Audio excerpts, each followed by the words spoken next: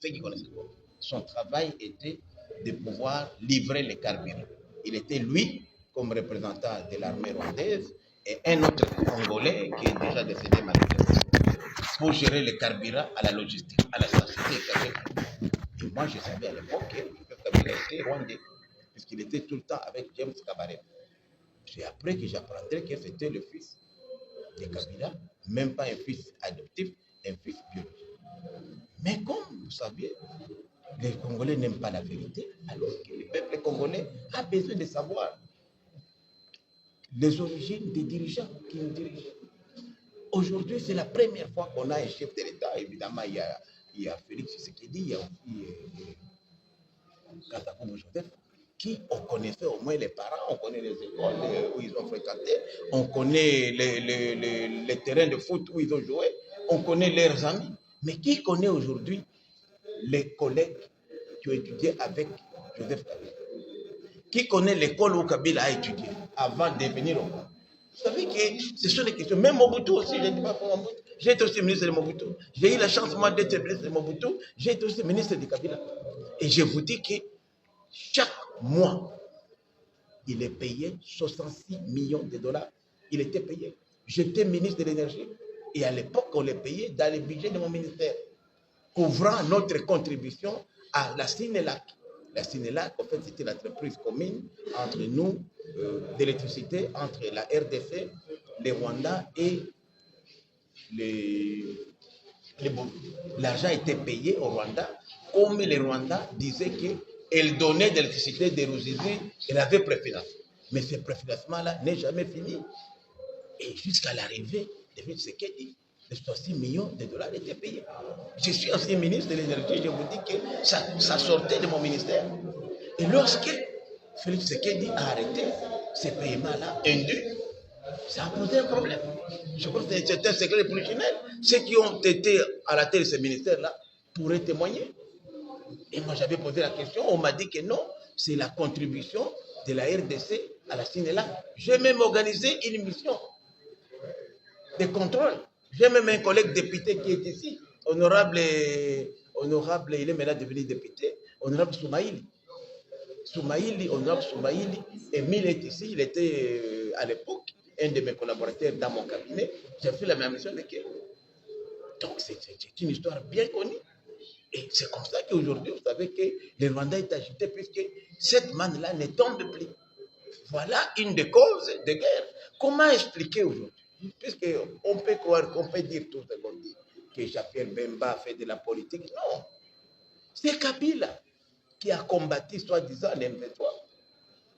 Et pendant ce temps-là, après la défaite de l'M23, les héros de la guerre, général Baouma, colonel Mamadou, tous ces héros-là, les Mbouda Mabé, par de morts curieuses et suspectes, sont tous passés.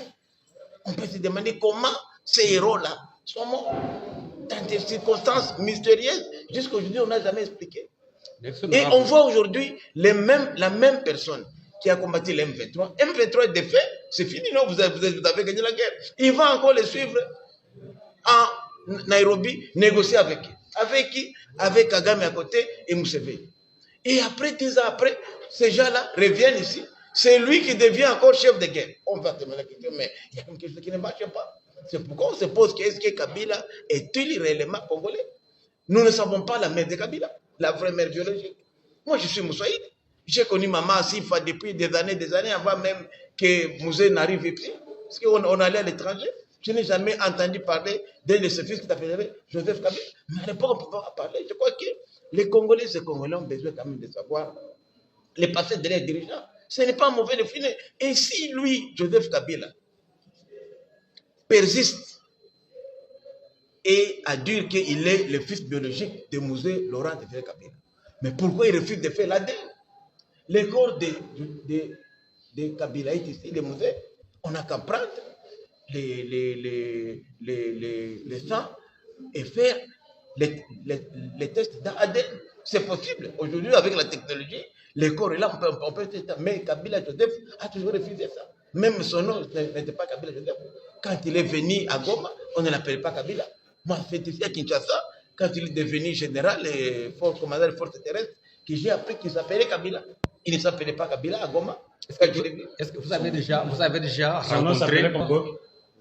Il t'appelait Hippolyte. Hippolyte, moi je connaissais Hippolyte. Alors, à la station, il s'appelait Hippolyte. Vous pouvez demander les gens qui étaient à l'Afdel, à l'époque à Goma, à la station, quand il était gérant, donc gestionnaire du carburant pour l'armée, l'Afdel, et Mouzé Laurent Désiré Kabila était là, c'était chez nous à Goma, on l'appelait Hippolyte. Alors, honorable, le Rwanda avait réussi à adopter congolaises peuvent faire pour réparer cette histoire.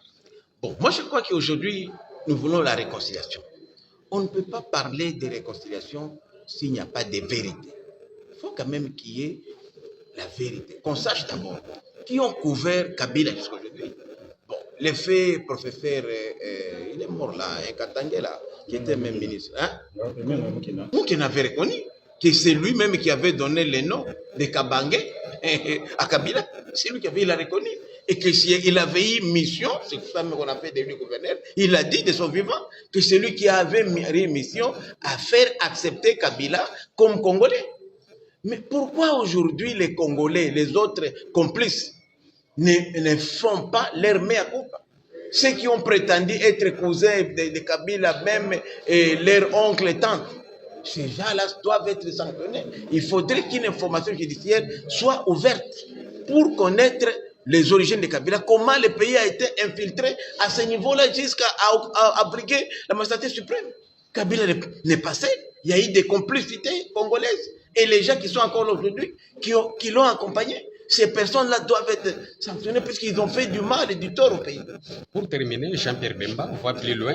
Il dit que ça avait facilité l'audience à Emmanuel Macron aux évêques de la Senko. Vous avez aussi cette information? Je le confirme puisque parmi les évêques, bon, on lui avait, lorsque les délégués de la Senko et de la